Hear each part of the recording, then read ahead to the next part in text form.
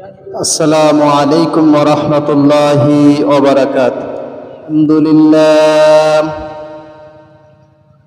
الحمد لله نحمده ونستعينه ونستغفره ونعوذ بالله من شرور أنفسنا ومن سيئات أعمالنا. من يهده الله فلا مضل له ومن يضلله فلا هادي له. ونشهد أن لا إله إلا الله وحده لا شريك له. ونشهد أن سيدنا وحبيبنا ومولانا محمدا عبده ورسوله الذي أرسله بالحق بشيرا ونذيرا وداعيا إلى الله بإذنه وسراجا وقمرا منيرا. فقد قال الله تعالى في كلامه المجيد والفرقانه الحميد: أعوذ بالله من الشيطان الرجيم. بسم الله الرحمن الرحيم. كمثل الشيطان إذ قال للإنسان اكفر فلما كفر قال إني بريء منك إني أخاف الله رب العالمين. فكان عاقبتهما أنهما في النار خالدين فيها وذلك جزاء الظالمين. মার্কা হাজিরিন, আমি কুরআনুল কারীমের 59 নম্বর সূরা সূরাতুল হাশর, এই হাশরের 16 এবং 17 নম্বর আয়াত তেলাওয়াত করেছি। আল্লাহ রাব্বুল আলামিন মানুষদেরকে দুনিয়ায় পাঠিয়েছেন তার গোলামি করার জন্য, তার ইবাদত করার জন্য, তার হুকুমকে বাস্তবায়ন করার জন্য। এখানে প্রতিবন্ধক হিসেবে সবচেয়ে যে বড় ভূমিকা রাখে, ইসলাম থেকে মানুষকে দূরে সরে রাখার জন্য সবচেয়ে যে বড় ভূমিকা রাখে, আল্লাহর নাফরমানিতে যে সবচেয়ে বেশি লিপ্ত করায়, সেই আমাদের প্রকাশ্য শত্রু, চিরশত্রু, আদি শত্রু, কিয়ামত পর্যন্ত যে শত্রু হিসেবেই বিবেচিত হবে, সে হচ্ছে প্রকাশ্য শত্রু শয়তান, ইবলিস। এই ইবলিস মানুষকে দিয়ে কুফরি করায়, নানান অপরাধের সাথে সম্পৃক্ত করায়। এরপরে যখন সে অপরাধগুলো করতে শুরু করে, অপরাধ করা যখন শেষ করে ফেলে, তখন এই শয়তান ওই মানুষকে ধোঁকা দিয়ে চলে যায় এবং বলতে থাকে, আমি তোমার দলের অন্তর্ভুক্ত নই। আল্লাহ রাব্বুল আলামিন কুরআনুল কারীমের এই সূরাতুল হাশরের 16 এবং 17 নম্বর আয়াতেই এই কথাগুলো উল্লেখ করেছেন। আল্লাহ সুবহানাহু ওয়া তাআলা ঘোষণা করেন, কামাসালিশ শাইতান إذ قال للإنسان اكفر فلما كفر قال إني بريء منك। আল্লাহ রাব্বুল আলামিন বলেন, শয়তানের দৃষ্টান্ত হচ্ছে এরূপ, যেমন করে শয়তান মানুষকে ধোঁকা দেয়, মানুষকে অপকর্ম করার জন্য তাদেরকে নির্দেশ করে, অতঃপর যখন এই শয়তানের ওয়াসওয়াসা পেয়ে যখন মানুষ অন্যায় কাজ করে ফেলে, আল্লাহর নাফরমানি করে ফেলে, তখন শয়তান বলতে থাকে ইন্নী বারিয়ুম মিনকা, আমি তোমার থেকে নিরাপদ, আমি তোমার সাথে সম্পর্ক ছিন্ন করলাম। অর্থাৎ শয়তানের যখন ওয়াসওয়াসা শেষ হয়ে যায়, একটা মানুষকে যখন গোমরাহ করে ফেলে, আর এই মানুষটা যখন এই গোমরাহী অবস্থায় দুনিয়া থেকে বিদায় নিয়ে চলে যায়, তখন এই মানুষটার আর কিছু করার থাকে না। আর শয়তান ওয়াসওয়াসা দিয়ে এই মানুষ থেকে সম্পূর্ণরূপে মুখ ঘুরিয়ে নেয়। আল্লাহ রাব্বুল আলামিন বলেন ইন্নী বারিয়ুম মিনকা ইন্নী আখাফুল্লাহ রাব্বাল আলামিন, আমি আল্লাহ রাব্বুল আলামিনকে ভয় পাই, যার কারণে আমি তোমার সাথে সম্পর্ক ছিন্ন করেছি। এরপর আল্লাহ তাআলা বলছেন এই মানুষটা যখন এই শয়তানের কথাগুলো শুনতে থাকে এবং শয়তানের খপ্পরে পড়ে যখন অন্যায় কাজ করে, এরপরে যখন মৃত্যুবরণ করে, এরপরে আল্লাহ রাব্বুল আলামিনের কাছে এই মানুষগুলো বলতে থাকবে ইয়া আল্লাহ, আমি অন্যায় করেছি, ভুল করেছি, আমি বুঝতে পারিনি, আমি শয়তানের ধোঁকায় করেছি। আল্লাহ রাব্বুল আলামিন তখন বলবেন ফাকানা আকিবাতাহুমা আন্নাহুমা ফিন্নারি খালিদাইনি ফিহা, অতঃপর তাদের পরিণতি হবে এটাই যে শয়তান যেহেতু তাকে ওয়াসওয়াসা দিয়েছে, ধোঁকা দিয়েছে এবং অন্যায় কাজ করিয়েছে, আল্লাহর নাফরমানিতে লিপ্ত করিয়েছে, এখন আর কোনো ফয়সালা নাই, তাদের দুইজনের জন্য একটাই ফয়সালা, আল্লাহ রাব্বুল আলামিন দুইজনকেই ধরে জাহান্নামে নিক্ষেপ করে দিবে। আল্লাহ রাব্বুল আলামিন বলেন ওয়াযালিকা জাযাউয যালিমিন, আর এটাই হচ্ছে জালিমদের পরিণতি, যারা আমার নাফরমানিতে লিপ্ত হয়। আল্লাহ রাব্বুল আলামিন শয়তানের ধোঁকা সম্পর্কে সূরাতুল আরাফের 1 নম্বর আয়াত থেকে বিস্তারিতভাবে বর্ণনা করেছেন। আমরা জানি আল্লাহ রাব্বুল আলামিন যখন হযরত আদম আলাইহিস সালাতু ওয়াস সালামকে যখন সৃষ্টি করলেন, আদম আলাইহিস সালাতু ওয়াস সালামকে সৃষ্টি করার পরে ফেরেশতাদেরকে বলেছিলেন যে আদমকে সিজদা করো। সূরাতুল আল বাকারার 34 নম্বর আয়াত থেকে আল্লাহ তাআলা ঘোষণায় সেই বড় ঘটনা বর্ণনা করেছেন। আল্লাহ রাব্বুল আলামিন বলেন وَإِذْ قُلْنَا لِلْمَلَائِكَةِ اسْجُدُوا لِآدَمَ فَسَجَدُوا إِلَّا إِبْلِيسَ أَبَى وَاسْتَكْبَرَ وَكَانَ مِنَ الْكَافِرِينَ। স্মরণ করো সেই সময়ের কথা যখন আমি আদম আলাইহিস সালাতু ওয়াস সালামকে সৃষ্টি করেছিলাম, এরপর আমি ফেরেশতাদেরকে ঘোষণা করেছিলাম, তাদেরকে বলেছিলাম যে আদমকে তোমরা সিজদা করো। সকলেই সিজদা করেছিল, সমস্ত ফেরেশতারা সিজদা করেছিল, কিন্তু একটা ব্যক্তি, একটা সৃষ্টি, সে হচ্ছে ইবলিস, আদমকে সিজদা করে নাই। আবা ওয়াস্তাকবারা, তিনি অহংকার করলেন এবং তিনি আল্লাহ রাব্বুল আলামিনের হুকুমকে অস্বীকার করলেন। ওয়াকানা মিনাল কাফিরিন, যার কারণে সে কাফেরদের অন্তর্ভুক্ত হয়ে গেল। অকুল্লা ইয়া আদম, এরপরে আমি আদম আলাইহিস সালাতু ওয়াস সালামকে এবং হাওয়াকে জান্নাত থেকে বের করে দিলাম, জান্নাতে প্রবেশ করার জন্য বললাম অকুল্লা ইয়া আদম উসকুন আনতা ওয়া যাওজুকাল জান্নাহ, হে আদম তুমি এবং তোমার স্ত্রী জান্নাতের ভেতরে প্রবেশ করো এবং সেখানে বসবাস করো। অকুলা, এবং সেখানে খাও, মিনহা রাগাদান হাইথু শি'তুমা, যেখানে ইচ্ছা, যা ইচ্ছা, যেভাবে ইচ্ছা, যত ইচ্ছা তুমি খেতে পারো। হযরত আদম এবং হাওয়া আলাইহিস সালাতু ওয়াস সালাম দুজনে জান্নাতের ভিতরে প্রবেশ করলেন, বসবাস করতে শুরু করলেন। আল্লাহ রাব্বুল আলামিন জান্নাতের ভিতরে অসংখ্য নাজ নেয়ামত রেখে দিয়েছেন।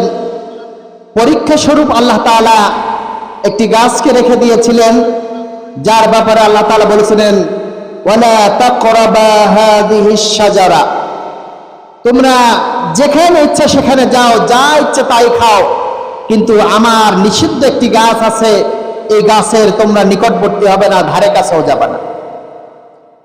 অতঃপর আল্লাহ তাআলা বললেন ফাতাকুনা মিনাজ জালিমিন, যদি তোমরা এই গাছের ধারে কাছে থাকো, যাও, তাহলে তোমরা কাফেরদের অন্তর্ভুক্ত হয়ে যাবা, জালিমদের অন্তর্ভুক্ত হয়ে যাবা। কিন্তু শয়তান যেহেতু আল্লাহ রাব্বুল আলামিনের সাথে চ্যালেঞ্জ করে এসেছে, যে কথাগুলা সূরাতুল আরাফের ভিতরে আল্লাহ তাআলা স্পষ্ট ভাষায় ঘোষণা করেছেন, সেখানে শয়তান বলতে লাগলো যে কিভাবে শয়তান তাদেরকে জান্নাত থেকে বের করতে পারে, সে চিন্তা ফিকির করতে লাগলো এবং সেই পরিকল্পনা অনুযায়ী আল্লাহ রাব্বুল আলামিন তাদেরকে যখন জান্নাতে দিলেন, তারা জান্নাতে বসবাস করতে লাগলো। সেখানে শয়তান যে ওয়াসওয়াসা দিল, আল্লাহ তাআলা ঘোষণা করেছেন, ওয়ালাকাদ খালাকনাকুম সুম্মা সাওয়ারনাকুম সুম্মা কুলনা লিল মালাইকাতি ইসজুদু লিআদামা ফাসাজাদু ইল্লা ইবলিস লাম ইয়াকুম মিনাস সাজিদিন। আল্লাহ রাব্বুল আলামিন আদম এবং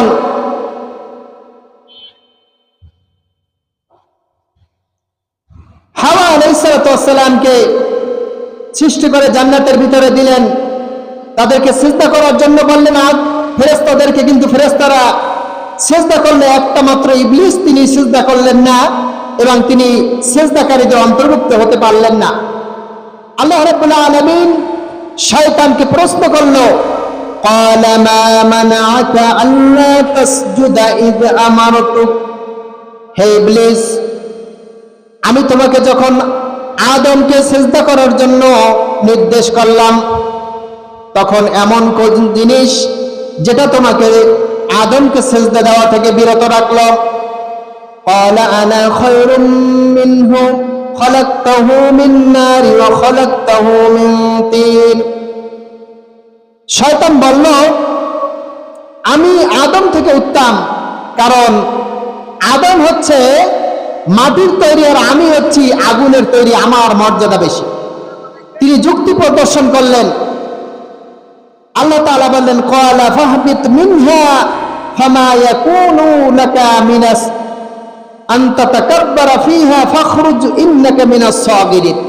আল্লাহ তাআলা বললেন যে তুমি এখান থেকে বের হয়ে যাও, এই জান্নাতের ভিতরে অহংকারী যারা আছে তাদের এই জান্নাতে কোনো জায়গা নাই, তুমি এখান থেকে একেবারে অপদস্থ, অপমানিত, লাঞ্ছিত হয়ে বের হয়ে যাও। আল্লাহ তাআলা কেন বললেন? আল্লাহ তাআলা একটা নির্দেশ করেছেন, সেই নির্দেশটাকে অমান্য করার কারণে এবং অমান্য করার পরে আল্লাহ তাআলার সামনে তাকে সারেন্ডার করা উচিত ছিল, তার তওবা করা উচিত ছিল, ভুল স্বীকার করা উচিত ছিল, কিন্তু সে ভুল স্বীকার করে নাই, বরঞ্চ সে যুক্তি প্রদর্শনের মাধ্যমে তার যে কথাটা, তার যে অপকর্ম, সেটাকে প্রতিষ্ঠিত রাখার চেষ্টা করলো। সমাজে এই ধরনের অসংখ্য মানুষ আছে যারা আল্লাহর ইবাদত করে না, উল্টা যুক্তি প্রদর্শন করে প্রমাণ করতে চায় যে আমি যে কাজটা করছি সেই কাজটাই সঠিক। এরা হচ্ছে শয়তানের চূড়ান্ত অনুসারী, শয়তানের একেবারে পাকাপোক্ত অনুসারী। আল্লাহ তাআলা বললেন যে তাহলে তুমি এখান থেকে বের হয়ে যাও। আল্লাহ রাব্বুল আলামিন যখন তাকে জান্নাত থেকে বের করে দিলেন, তখন এই যে শয়তান, তিনি বুঝতে পারলেন যে আল্লাহ সুবহানাহু ওয়া তাআলা হচ্ছেন রহমতের অধিকারী, তিনি চাইলে আমাকে এখনো অনেক কিছু দিতে পারেন। এই সুযোগটা তিনি ব্যবহার করলে সে বলতে লাগলো, ক্বালা আনজিরনি ইলা ইয়াউমি ইউবআসুন, হে আল্লাহ, তুমি আমাকে কিয়ামত পর্যন্ত অবকাশ দাও। আল্লাহ তাআলা বলেন, ক্বালা ইন্নাকা মিনাল মুনজারিন, যাও, তোমাকে আমি কিয়ামত পর্যন্ত অবকাশ দিয়ে দিলাম, তোমাকে আমি হায়াত দিয়ে দিলাম, তোমাকে সুযোগ দিয়ে দিলাম। ক্বালা ফাবিমা আগওয়াইতানি লাআকুদান্না লাহুম সিরাতাকাল মুস্তাকিম, যেহেতু হে আল্লাহ তুমি আমাকে অবকাশ দিয়েছো, আমাকে সময় দিয়েছো, আমি তোমার জান্নাতের পথে, সরল সঠিক পথে আমি বসে থাকব এবং তোমার বান্দাদেরকে আমি বিভ্রান্ত করব। সুম্মা লাআতিয়ান্নাহুম মিন বাইনি আইদিহিম ওয়া মিন খালফিহিম ওয়া আন আইমানিহিম ওয়া আন শামাইলিহিম। এরপরে শয়তান বলতে লাগলো, যেহেতু তুমি আমাকে অবকাশ দিয়েছো, আমি এখন সরল সঠিক পথে বসে থাকব এবং তোমার বান্দাদেরকে ডান দিক দিয়ে, বাম দিক দিয়ে, সামনে থেকে, পিছন দিক থেকে, উপর থেকে, নিচ দিয়ে, চারপাশ থেকে তুমি আমি ধোঁকা দেওয়ার চেষ্টা করব। এই শয়তানের ধোঁকার ভিতরে শয়তানের 3টা টোপ রয়েছে, যে 3টা টোপ ব্যবহার করে শয়তান মানুষকে বিভ্রান্ত করে, মানুষকে ওয়াসওয়াসা দেয়, মানুষকে ক্ষতি করে। এর ভিতরে একটা হচ্ছে অর্থের লোভ, 2 নাম্বার হচ্ছে ক্ষমতার লোভ, 3 নাম্বার হচ্ছে যৌন লালসার লোভ। এই 3টা টোপ দিয়ে মানুষকে বিভ্রান্ত করে। যার কয়েকটা ঘটনা আমরা জানি। হযরতে আদম আলাইহিস সালামকে কিন্তু তারা কি করলো? প্রথম ওয়াসওয়াসা দিল, প্রথম ধোঁকা দিল। কোথায়? জান্নাতের বসে আল্লাহ তাআলা বললেন যে ইয়া আদম উসকুন আনতা ওয়া যাওজুকাল জান্নাহ ওয়া কুলা মিন হাইসু শি'তুমা ওয়া লা তাকরাবা হাযিহি শাজারা ফাতাকুনা মিনাজ জালিমিন। আল্লাহ তাআলা বললেন যে তুমি জান্নাতে তোমরা দুইজন প্রবেশ করো, থাকো, যা ইচ্ছা তাই খাও, যেখানে ইচ্ছা সেখানে যাও, কিন্তু গাছের ধারে কাছে যেও না। শয়তান কি করলো? ফাওয়াসওয়াসা লাহুমাশ শাইতানু লিইউবদিয়া লাহুমা মা ওয়ারিয়া আনহুমা মিন সাওয়াতিহিমা ওয়া ক্বালা মা নাহাকুমা রাব্বুকুমা আন হাযিহিশ শাজারা। ফাওয়াসওয়াসা লাহুমাশ শাইতান, শয়তান আদম এবং হাওয়াকে ধোঁকা দিল, ফসলাইতে শুরু করলো, তার অন্তরের ভিতরে খটকা তৈরি করে দিল এবং তাদের দুজনকেই জান্নাত থেকে বের করার সম্পূর্ণ ষড়যন্ত্রের তারা আস্তে আস্তে আস্তে ধাপে ধাপে তাদেরকে আকৃষ্ট করলো। এরপরে তাদেরকে ওই গাছ পর্যন্ত নিয়ে গেল এবং তাদেরকে বলতে লাগলো ক্বাসামা লাহুমা ইন্নী লাকুমা মিনাস নাসিহিন। দেখো, আল্লাহর কসম করে বলছি, তোমরা বিশ্বাস করো আর নাই করো, আমি তোমাদের ভালোবাসি, তোমাদের কল্যাণকামী, তোমাদের ভালো চাই, এই জন্য এই কথাগুলো বলছি। সে কথাগুলো কি? তোমরা যদি এই গাছের ফল খাও তাহলে তোমরা কি হবে? যে তোমরা জানো না আল্লাহ তাআলা কেন তোমাদেরকে এই গাছের ধারে কাছে যেতে নিষেধ করছেন। এই 2টা কারণে তোমাদেরকে এই গাছের কাছে যেতে নিষেধ করছেন। একটা নাম্বার হচ্ছে মা মালাকাইনা আও তাকুনা মিনাল খালিদিন। তোমরা যদি এই গাছের ঘাটের কাছে যাও, গাছের ফল যদি ভক্ষণ করো, তাহলে তোমরা হয়তো ফেরেশতা হয়ে যাবা অথবা তোমরা জান্নাতের স্থায়ী বাসিন্দা হয়ে যাবা। কথাটা ভালো না খারাপ? কথা বলেন। কথাটা কি? লোভনীয়। যে ভালো হইতো, তাহলে আমি যদি এই গাছের ধারে কাছে যাই, আমি যদি ফেরেশতা হয়ে যাই অথবা আমি যদি জান্নাতের স্থায়ী বাসিন্দা হয়ে যাই, তাহলে সমস্যা কোথায়? তো শয়তান কিন্তু মানুষকে এই ধরনের ওয়াসওয়াসা দেয়। আমি একটা ছোট্ট ঘটনা বলি। বনি ইসরাইলদের ভিতরে একজন ব্যক্তি ছিলেন, যেই ব্যক্তি আল্লাহওয়ালা ছিলেন, আবেদ ব্যক্তি ছিলেন। তিনি সবসময় আল্লাহর ইবাদত বন্দেগী করতেন, কিন্তু শয়তান এসে তাকে ওয়াসওয়াসা দিল। এদিকে মানুষজন একটা গাছের পূজা করত, একটা গাছ পূজা করত তারা। একজন ব্যক্তি এসে বললেন যে হুজুর, অমুক এলাকায় গাছের পূজা করা হচ্ছে। তো তিনি একটা কুড়াল নিয়ে গাছটা কাটার জন্য পথ চলতে শুরু করলেন। পথের মধ্যে শয়তানের সাথে দেখা। শয়তানের সাথে দেখা হলে বলতে লাগলেন, শয়তান প্রশ্ন করলো যে তুমি কই যাও? বলছে যে আমি গাছ কাটতে যাচ্ছি। কোন গাছ? বলছে যেই গাছের ইবাদত মানুষ করে আল্লাহকে বাদ দিয়ে। তিনি বললেন যে না, তুমি যাবা না। বলছে হ্যাঁ, অবশ্যই আমি যাব। দুইজনের ভিতরে ঝগড়া শুরু হলো, তুমুল ঝগড়া। একটা পর্যায়ে মারামারি শুরু হয়ে গেল। মারামারির পর্যায়ে শয়তানের উপরে ওই আবেদ ব্যক্তি বিজয় লাভ করল। এরপরে সে চলে গেল।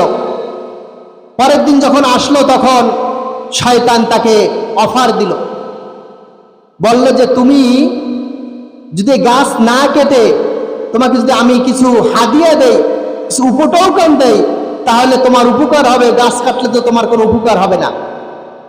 তুমি যদি গাছ না কাটো, প্রত্যেক দিনের জন্য আমি তোমাকে 2টা করে দিনার দেব। কয়টা? 2টা দিনার দেব তোমাকে। এই 2টা দিনার যদি তুমি পাও, তোমার লাভ হবে। প্রথম দিন গেলেন, 2টা দিনার পাইলেন। দ্বিতীয় দিন গেলেন, আবার 2টা দিনার পাইলেন। তৃতীয় দিন গেলেন, আবার 2টা দিনার পাইলেন। কিন্তু চতুর্থ দিন যখন গেলেন, তিনি আর 2টা দিনার পেলেন না। না পাওয়ার কারণে তিনি আবার বাসায় গেলেন, আবার তিনি কুড়াল নিয়ে আসলেন গাছ কাটার জন্য। রাগে ক্ষোভে গাছ কাটার যখন আসলেন, তখন শয়তানের সাথে আবার দেখা হলো। শয়তান বলল যে তুমি কই যাও? বলছে আমি গাছ কাটতে যাচ্ছি। বলছে তুমি গাছ কাটতে পারবা না। বলছে হয় আমি কাটবো। দুইজনের ভিতরে তুমুল ঝগড়া, এক পর্যায়ে মারামারিতে শয়তান বিজয় লাভ করল। এরপরে ওই আবেদ ব্যক্তি বলল যে তুমি আগের বার তোমার সাথে আমার সাথে যখন মারামারি হইলো, ঝগড়া হইলো, তখন তুমি বিজয় লাভ করতে পারো না, তুমি পরাজয় হয়েছিলা। এইবার তুমি কিভাবে বিজয় লাভ করলা? তখন সে বলল, দেখো তুমি আগের বার যখন তুমি গাছ কাটতে গিয়েছিলা, এই গাছ কাটানো ছিল আল্লাহর জন্য। কার জন্য? আল্লাহর জন্য। তুমি এইবার যখন গাছ কাটতে যাচ্ছ, এই গাছটা তুমি আল্লাহর জন্য কাটতে যাও না, তুমি যাচ্ছ হচ্ছে নিজের টাকার জন্য, ফুয়েলের জন্য। তুমি টাকা পাও নাই, গাছ কাটতে যাচ্ছ, এই জন্য আল্লাহ তাআলা তোমাকে সাহায্য করে নাই। আগে আল্লাহ তাআলা তোমাকে সাহায্য করেছিল। এরপরে ওই ব্যক্তি কি হয়ে গেল? মুশরিক হয়ে গেল। এলো অর্থের লোভ দেয় মানুষকে শয়তান অর্থের লোভ দেয়। আরে মাহফিলে এসে কি করবি? আজকে যদি কাজে যাস 500 টাকা পাবি। শয়তানের টোপ কিনে বলেন, আজকে যদি তুমি অমুক জায়গায় যাও তাহলে তোমার 5টা টাকা লাভ হবে।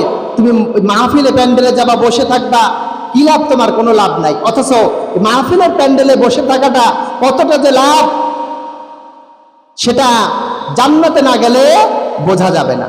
কারণ দুনিয়ার লাভ আমি যতই বলি, এই লাভটা কি দেখা যায় না, কিন্তু জান্নাতের লাভটা কি জান্নাতে দেখা যাবে। 2 নম্বর শয়তানের টোপ হচ্ছে নারীর টোপ, যৌন লালসার টোপ।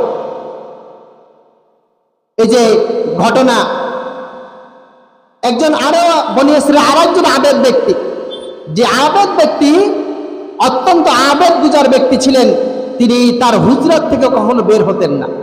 শুধুমাত্র খাওয়া এবং যে প্রাকৃতিক যে ডাক, প্রস্রাব পায়খানা ছাড়া কখনো তিনি ঘর থেকে, তার হুজরাত থেকে বের হন না। অত্যন্ত আবেদ ব্যক্তি। তখন কি হলো? আবেদ ব্যক্তি যখন এই ইবাদতে মশগুল থাকলো, তখন তাকে ওয়াসওয়াসা দেওয়ার জন্য শয়তান একটা টোপ ফেললো। সেই টোপটা ছিল যে 3 ভাই ছিল, তার একটা বোন ছিল, এবং তারা এতিম ছিল, তাদের কোনো বাপ মা ছিল না, 4 জনই এতিম। তো তারা নিয়মিত কাজ করত, আর বাসায় এসে ওর বোন রান্না করত, খাওয়া দাওয়া করত। হঠাৎ করে তারা একটা ব্যবসায়ের উদ্দেশ্যে এলাকা ছেড়ে চলে যাবেন। 3 ভাই একসাথে যাবেন। তারা বলল যে তাহলে আমাদের বোনের কি অবস্থা হবে? আমরা যদি 3 জনই চলে যাই ব্যবসার জন্য, তাহলে আমাদের বোনকে এমন জায়গায় রেখে যেতে হবে যেখানে সে নিরাপদে থাকতে পারবে। তখন সে চিন্তা ভাবনা করে দেখলো যে এই এলাকায় একমাত্র বিশ্বস্ত লোক আছে, যিনি ওই আবেদ ব্যক্তি, যিনি যাজক, এছাড়া আর কেউ নাই যার কাছে বিশ্বস্তভাবে রাখা যায়। প্রথম দিন তিনি গেলেন, তারা 3 ভাই যে বলতে লাগলেন যে আমার বোনটাকে রাখেন, আপনি তো ভালো মানুষ, আমরা একজন বিশ্বস্ত লোক খুঁজে পাচ্ছি না আপনি ছাড়া, আপনি যদি আমার বোনটাকে রাখেন তাহলে অনেক উপকার হবে। প্রথম দিন বললেন যে না না, আমি রাখতে পারবো না। চলে গেল 3 ভাই। দ্বিতীয় দিন আবার গেলেন, আবার বলল যে না, আমি রাখতে পারবো না, এটা ফিতনা। 3 নম্বরে হচ্ছে আবার বলল, তখন বলল যে আমি রাখতে পারবো না। চতুর্থ দিন বলল, শয়তান এসে তখন ওয়াসওয়াসা দেওয়া শুরু করলো, আরে একটা মেয়ে, এতিম মেয়ে, তুমি যদি রাখো তোমার সমস্যা কি? তুমি পাশে একটা রুমে রাখবা, তুমি তো তারা দেখতেছেও না, দেখতেও যাবা না, কিছু না, শুধু তোমার কাছে থাকবে একটু, যাতে করে অন্যরা তার ক্ষতি না করতে পারে। এই ওয়াসওয়াসা যখন শয়তান দিল, চিন্তা করলো যে ঠিকই তো আছে, আমার তার কোনো সমস্যা হচ্ছে না, আমার ইবাদত আমি করব, তার থাকা সে থাকবে। 3 ভাই মিলে যখন চতুর্থ দিন যখন প্রস্তাব দিল, তখন সে রাজি হয়ে গেল, তারে আলাদা হুজরা করে দিয়ে তার ঘরে রেখে গেল। 3 ভাই চলে গেল গাছ কাটার জন্য। এরপরে হচ্ছে তখন ব্যবসায় গেল, ওই ভাই শয়তান যাজক কি করলো? যাজককে শয়তান প্রথম ওয়াসওয়াসা দিল, দেখো একটা মেয়ে, এতিম মেয়ে পাশে বসে আছে পাশের একটা ঘরে, তুমি তো অন্তত ঘরে না ঢোকো, বাইরে থেকে তো একটু খোঁজ খবর নিতে পারো, যে মেয়েটা কেমন আছে, কি অবস্থা আছে, মা নাই বাপ নাই, 3 ভাই ছিল, তারাও ব্যবসায় চলে গেছে, তোমার উপরে রেখে গেছে, ওই মেয়ের যদি কিছু হয় তাহলে তোমারই তো দায়ভার আসবে, কিন্তু তুমি বাহির থেকে খোঁজ নাও। প্রথম দিন তিনি বাহির থেকে খোঁজ দিলেন যে মেয়েটা কেমন আছে। কাজগুলো ভালো কিনা বলেন, কথা বুঝতেছেন কিনা? ভালো কাজ না? ভালো কাজ। শয়তান কিন্তু আস্তে আস্তে মানুষকে ধোঁকা দেয়, নেক সুরাতে ধোঁকা দেয়।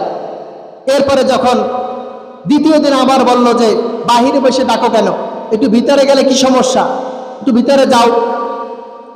দ্বিতীয় দিন ভিতরে ঢুকলো। তৃতীয় দিন আবার বলল যে ভিতরে যাচ্ছ যাও, একটু কথাবার্তা বলো, একা বসে আছে, তুমি একা থাকো, একটু গল্প দিলে কি হবে। কাজ কার? শয়তানের কাজ। ওয়াসওয়াসা দিতে থাকে। এরপরে যখন সে ভিতরে গেল, গল্প দিতে শুরু করলো, আস্তে আস্তে কি হচ্ছে, সম্পর্ক বাড়তিছে না কমতিছে? বাড়তিছে। আগুন পানি এক হওয়ার চেষ্টা করা হচ্ছে। এরপরে চতুর্থ দিন তারা দুইজনে, শয়তান ওয়াসওয়াসা দিল, দেখো তারও তো চাহিদা আছে, তোমারও চাহিদা আছে, তোমরা যদি দুইজনে তোমাদের চাহিদা মিটিয়ে ফেলো তাহলে পৃথিবীর তো আর কেউ দেখতেছে না, সমস্যা কি? চতুর্থ দিনে এসে তারা শারীরিক সম্পর্ক তৈরি করলো। এরপরে ওই মেয়েটার কন্টিনিউ করতে শুরু করলো দুইজনেই। এরপরে আস্তে আস্তে মেয়েটা গর্ভবতী হলো। এখন কি হবে?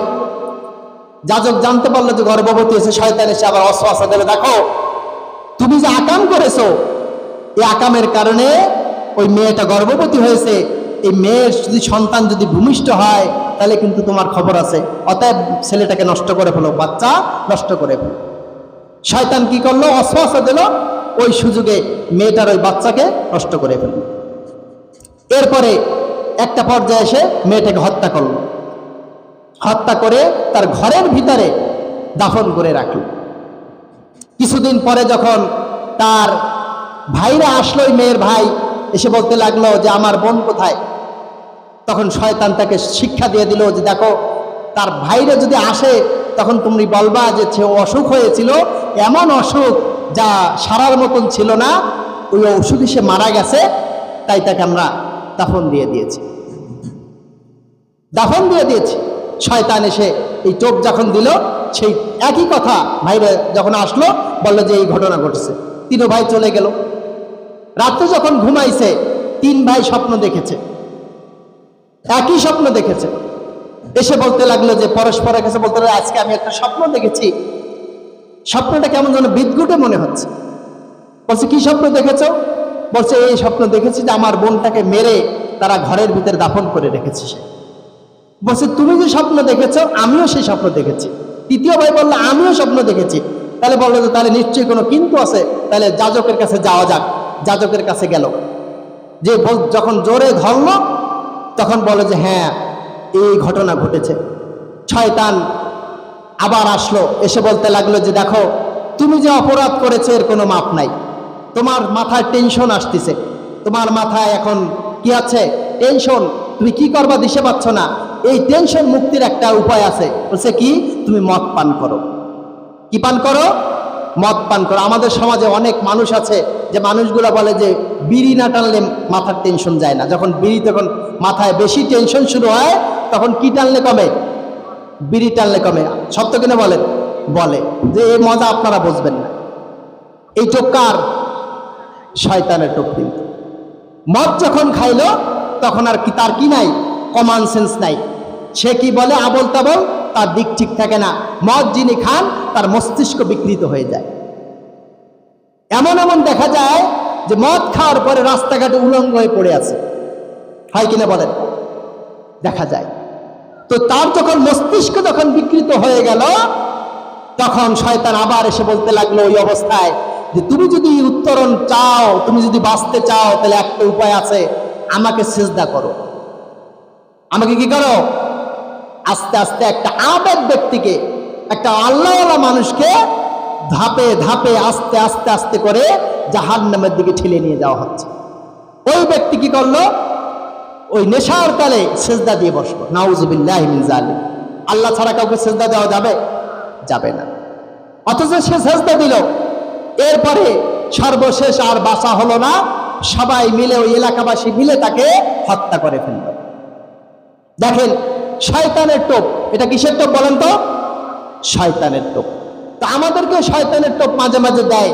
শয়তানের টোপ দেওয়ার কারণে আমরা আল্লাহকে ভুলে যাই, রসুলকে ভুলে যাই, আল্লাহর গোলামি করা ভুলে যাই, ইসলাম ভুলে যাই, দিন ভুলে যাই, ধর্ম ভুলে যাই, আমাদের সংস্কৃতি ভুলে যাই, আমাদের বাস্তবতা আমরা ভুলে যাই। আমরা পুরুষ হয়েও নিজেকে নারী দাবি করি, আমরা নারী হয়ে নিজেকে পুরুষ দাবি করি, আমরা পুরুষী সমাজে বিবাহের ব্যবস্থা করি, এমনকি সমাজে ব্যয়ের বিবাহের ব্যবস্থা করা।